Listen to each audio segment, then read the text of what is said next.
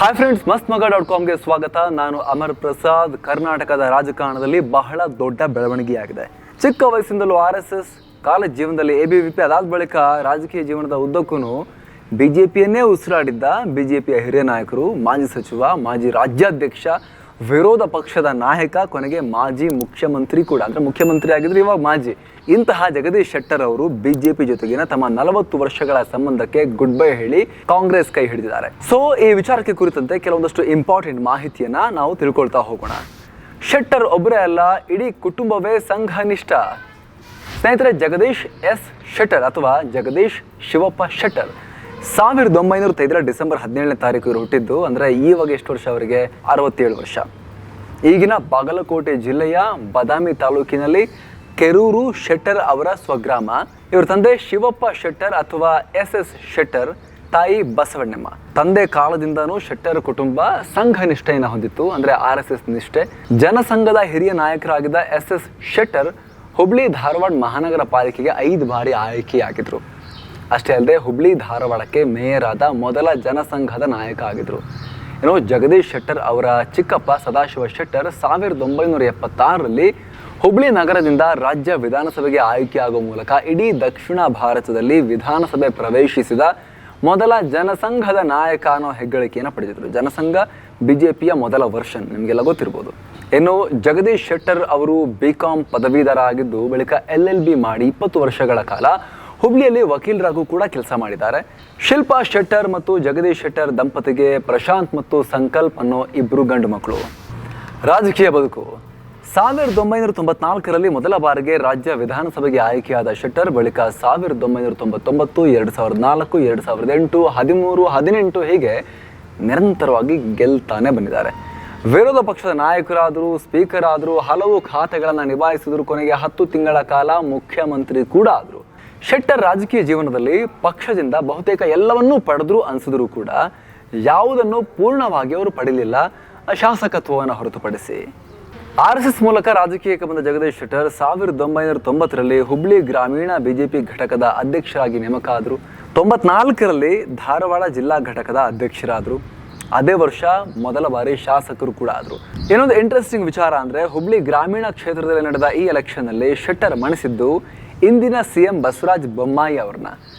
ಬಸವರಾಜ ಬೊಮ್ಮಾಯಿ ಅವರು ಆಗ ಜನತಾ ದಳದಿಂದ ಕಣಕ್ಕಿಳಿದಿದ್ರು. 1999ರಲ್ಲಿ ಮತ್ತೆ ಗೆಲುವು ಸಾಧಿಸಿದ ಶೆಟ್ಟರ್ SM ಕೃಷ್ಣ ಮುಖ್ಯಮಂತ್ರಿಯಾಗಿದ್ದ ಕಾಲದಲ್ಲಿ ವಿರೋಧ ಪಕ್ಷದ ನಾಯಕರಾಗಿ ಕೆಲಸ ಮಾಡಿದರು. 2006ರಲ್ಲಿ ಬಿಜೆಪಿ JDS 2020 ಮೈತ್ರಿ ಸರ್ಕಾರ ಅಧಿಕಾರಕ್ಕೆ ಬಂದಾಗ 20 ತಿಂಗಳು ಕುಮಾರಸ್ವಾಮಿ ಸಂಪುಟದಲ್ಲೂ ಸಚಿವರಾಗಿದ್ದರು. ಮುಂದೆ 2008ರಲ್ಲಿ ಬಿಜೆಪಿ ಸ್ವತಂತ್ರವಾಗಿ ಅಧಿಕಾರಕ್ಕೆ ಬಂದಾಗ, ಅಂದರೆ ಪಕ್ಷೇತರರ ಬೆಂಬಲದೊಂದಿಗೆ ಅಧಿಕಾರಕ್ಕೆ ಬಂದಾಗ ಶೆಟ್ಟರ್ ಅವರಿಗೆ ಸ್ಪೀಕರ್ ಪಟ್ಟವನ್ನು ಕಟ್ಟಲಾಯಿತು. ಆವಾಗಲೂ ಕೂಡ ಬಹಳ ವಿರಸ ಉಂಟಾಗಿತ್ತು ಇವರು ಮತ್ತು ಯಡಿಯೂರಪ್ಪನವ್ರ ಮಧ್ಯೆ. ಮಂತ್ರಿ ಮಾಡಿದ್ರೆ ಎಲ್ಲಿ ಸರಿಸಮನಾಗಿ ಬೆಳೆದು ಬಿಡ್ತಾನೆ ಅಂತ ಹೇಳಿ ಸ್ಪೀಕರ್ ಪಟ್ಟ ಕಟ್ಟಿ ಮಲೆ ಗುಂಪು ಮಾಡಿದ್ರು ಅಂತ ಇವರು ಕೂಡ ಅಸಮಾಧಾನ ಆಗಿತ್ತು, ಒಪ್ಕೊಂಡೇ ಇರಲಿಲ್ಲ ಸ್ವಲ್ಪ ಹೊತ್ತು. ಆಮೇಲೆ ಮಧ್ಯದಲ್ಲಿ 2009ರಲ್ಲಿ ಗ್ರಾಮೀಣಾಭಿವೃದ್ಧಿ ಮಂತ್ರಿ ಆದರು. ಮತ್ತಿಲ್ಲ, ಅವ್ರನ್ನ ಸ್ಪೀಕರ್ ಕೆಳಗಿಳಿಸಿ ವಾಪಸ್ ಮಂತ್ರಿ ಮಾಡಲಾಯಿತು. ಈ ನಡುವೆ BS ಯಡಿಯೂರಪ್ಪ ಅವರ ವಿರುದ್ಧ ಭ್ರಷ್ಟಾಚಾರದ ಆರೋಪ ಕೇಳಿಬಂದು ಅವರು ರಾಜೀನಾಮೆ ಕೊಟ್ಟಾಗ DV ಸದಾನಂದ ಗೌಡರು ಮುಖ್ಯಮಂತ್ರಿ ಆದರು. ಆದರೆ ಅವರು ಸರಿ ಹೋಗಲ್ಲ ಅಂತ ಯಡಿಯೂರಪ್ಪನವರು ಹಠ ಹಿಡಿದು ಅವ್ರು ಹಿಡಿಯೋ ರೀತಿ ಮಾಡಿ ಆಮೇಲೆ ಪಾರ್ಟ್ ಟೈಮ್ ಚೀಫ್ ಮಿನಿಸ್ಟರ್ ಆಗಿ ಜಗದೀಶ್ ಶೆಟ್ಟರ್ ಅವ್ರನ್ನ ಆಯ್ಕೆ ಮಾಡಲಾಯಿತು. ರಾಜ್ಯದ 21ನೇ ಮುಖ್ಯಮಂತ್ರಿಯಾಗಿ ಶೆಟ್ಟರ್ ಆಡಳಿತ ಮಾಡಿದ್ದು 10 ತಿಂಗಳು ಮಾತ್ರ. 2013ರಲ್ಲಿ ಕಾಂಗ್ರೆಸ್ ಸರ್ಕಾರ ಅಸ್ತಿತ್ವಕ್ಕೆ ಬಂದಾಗ ಜಗದೀಶ್ ಶೆಟ್ಟರ್ ಅವರಿಗೆ ಮತ್ತೆ ವಿರೋಧ ಪಕ್ಷದ ನಾಯಕನ ಸ್ಥಾನನೇ ಸಿಕ್ತು. 2019ರಲ್ಲಿ ಆಪರೇಷನ್ ಕಮಲದ ಬಳಿಕ ಬಿಜೆಪಿ ಸರ್ಕಾರ ಅಸ್ತಿತ್ವಕ್ಕೆ ಬಂದಾಗ ಹಿಂದೆ ತಾನು CM ಆಗಿದ್ದೆ ಅನ್ನೋದನ್ನು ಯೋಚಿಸದೇನೆ ಸಚಿವರಾಗಿ ಕೆಲಸ ಮಾಡಿದ್ರು. ಬೃಹತ್ ಮತ್ತು ಮಧ್ಯಮ ಕೈಗಾರಿಕಾ ಖಾತೆ ನಿಭಾಯಿಸಿದ್ರು.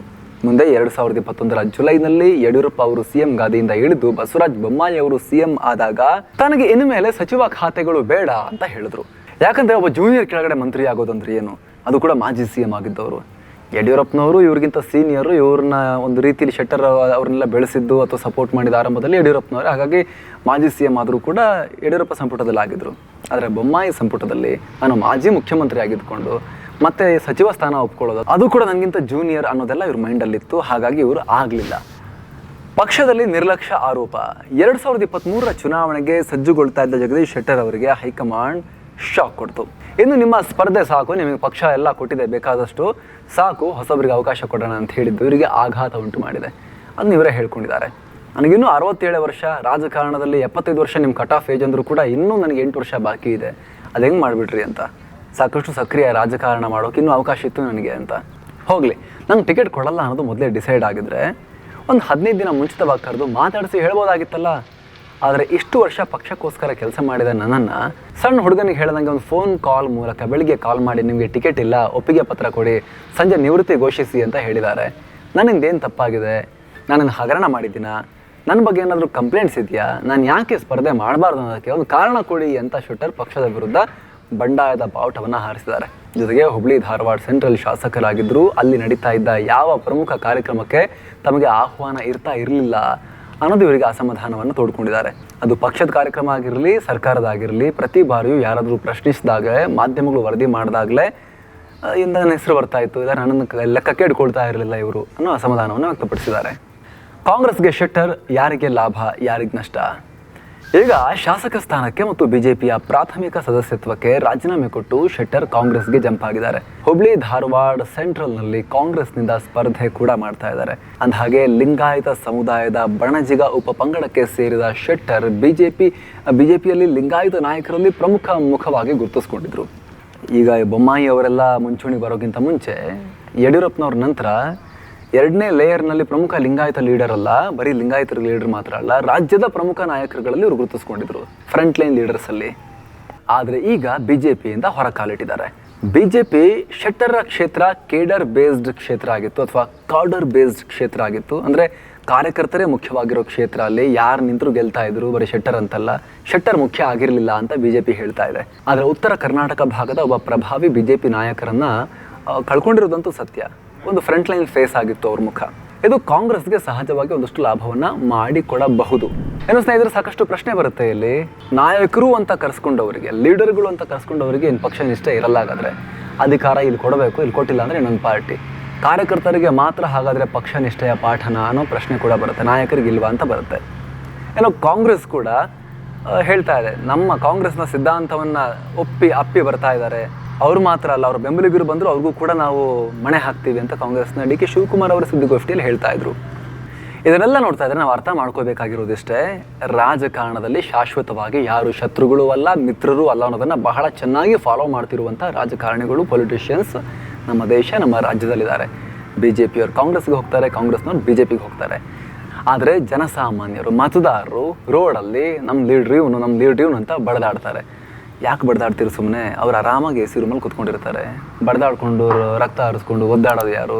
ಗ್ರೌಂಡಲ್ಲಿರೋ ಕಾರ್ಯಕರ್ತರು, ಕಾಂಗ್ರೆಸ್ ಆಗಲಿ, ಬಿ ಜೆ ಪಿ ಆಗಲಿ, ಅಥವಾ ಇನ್ನೊಂದು ಯಾವುದೇ ಪಾರ್ಟಿ ಆಗಲಿ. ಶಾಂತಿಯಿಂದ ಇರಿ, ಆರಾಮಾಗಿ ಯೋಚನೆ ಮಾಡಿ, ನಿಮಗೆ ಬೇಕಾದವರು ಮತ ಹಾಕಿ, ಯಾರು ಒಳ್ಳೆ ಕೆಲಸ ಮಾಡ್ತಾರೋ ಮತ ಹಾಕಿ, ಹೊಡೆದಾಡಬೇಡಿ. ಲೀಡ್ರ್ಗಳು ಹಿಂಗೆ ಇರೋದು. Thank you so much. ಮತ್ತೆ ಭೇಟಿ ಆಗ್ತಿರೋಣ. ನಮಸ್ತೆ.